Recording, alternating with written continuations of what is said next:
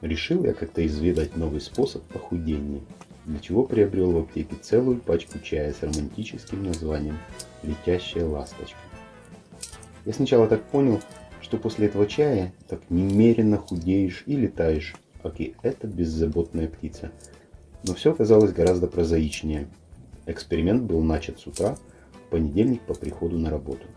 В инструкции было написано «1 пакет на пол-литра воды». Так и написано «1 пакет».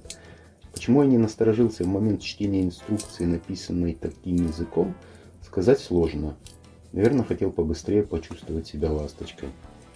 Решив, что пол-литра я за раз не выпью, я решил повысить концентрацию и попросил секретаря Олю заварить мне чашечку этого нового чая, который я принес сегодня утром.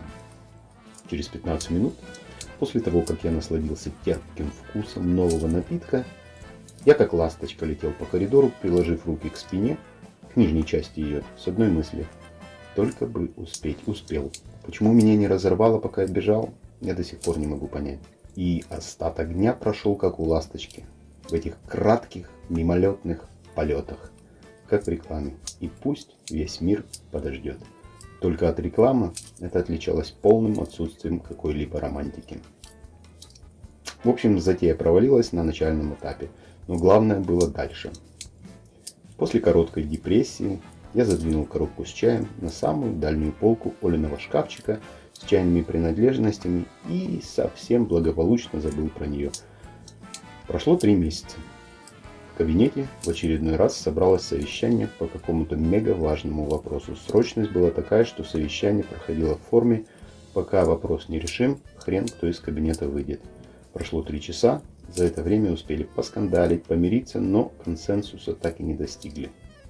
Дабы скрасить людям тяготы 3-часового марафона, я поднял трубку телефона и сказал: «Оля, нам 3 чая, мне кофе».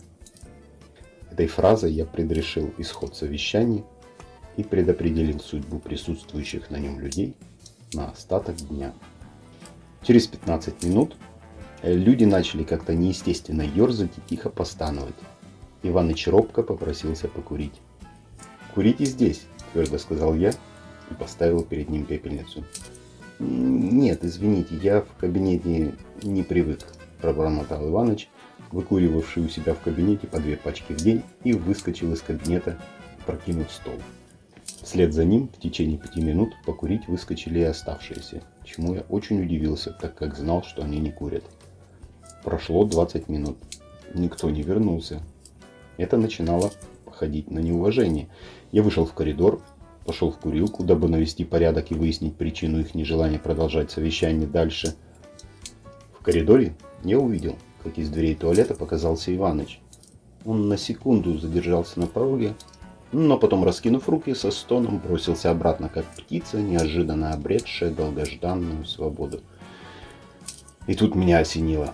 Я чуть ли не бегом бросился в свой кабинет и запыхавшимся голосом попросил у секретаря отдать мне коробку того нового чая с птичкой на коробке. Со страхом я приподнял крышку. В коробке не хватало 4 пакетика. В течение 2 месяцев после этого сотрудники отказывались что-либо пить или есть у меня в кабинете. А Иваныч с подозрением пил даже водку.